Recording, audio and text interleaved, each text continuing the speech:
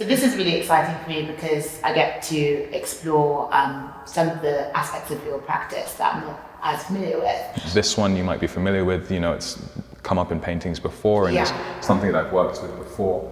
And it's a good color study exercise as well. You can get a very brilliant and saturated kind of finish because the paint just gets sort of pressed right onto the paper and then it's there, it's done.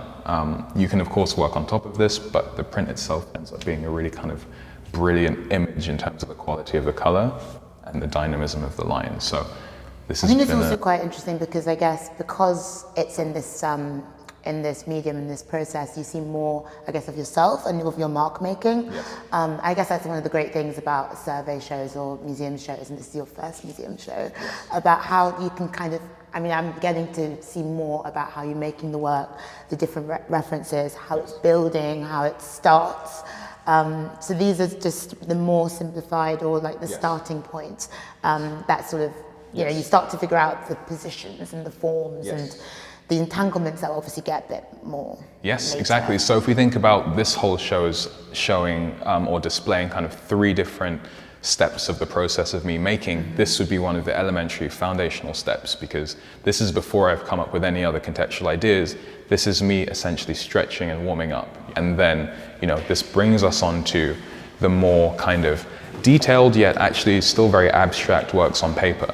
And you're right, they are very abstract. Like in the works in the perimeter, when you walk, and these works is part of the same series, when you walk a bit further away, it becomes more enveloped in the different shapes and the movements. It kind of reminds me of when you were a kid and you sort of would scribble and draw and paint into the different sections, and how whenever we see an abstract work, we find this compulsion to find form. It's such beautiful work. So, thank you. The most fun I've had with these works is exactly what you're describing, the openness that I've been able to get in kind of not defining certain things and just like really cramming certain areas. I think what's also great is that I've been able to sort of show you a difference in environment for these compositions. So we've got the kind of blue palette, which I've been using quite a lot. And it's quite formative and it's how you work. Exactly. And then also there's kind of this almost cooler, warmer, pinky, fleshy palette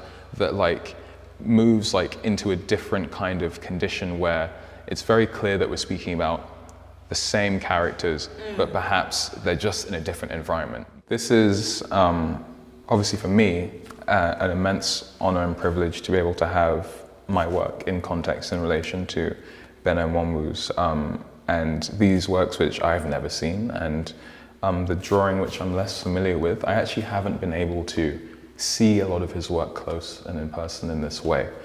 And for me, what I think is one of the most exciting things also is how you can really see perhaps the expression, even the lip definition, the nose definition in this. And those are the same kind of signifiers that I'm using in the drawings next door.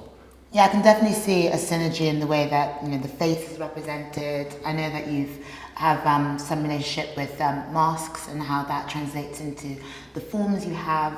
I love these works because they're quite abstract. Yes. But and they also give me a bit of a sort of Henry Moore feel as well. Just like, it's very interesting to see it in the context of this gallery as well, thinking about modernism. Yes.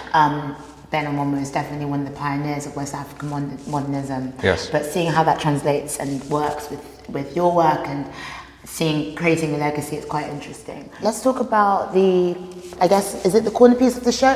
Yes, so this 100% I would consider to be the centerpiece of the show. It's probably absolutely my favorite piece in the show. I think that the color is brilliant.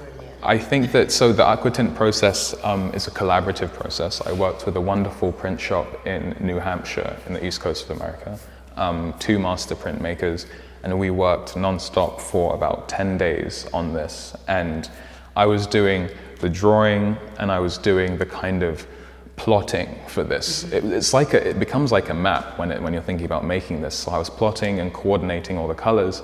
The master printmakers were scrubbing each plate, inking each plate, making sure that the process was as perfect as possible so that we could have this image. It ends up being, such a wonderful collaboration because, the number of plates, color plates that ended up going into this there was perhaps a point where I felt like these figures were defined enough, where, you know, you see this warmy violet here and this darker.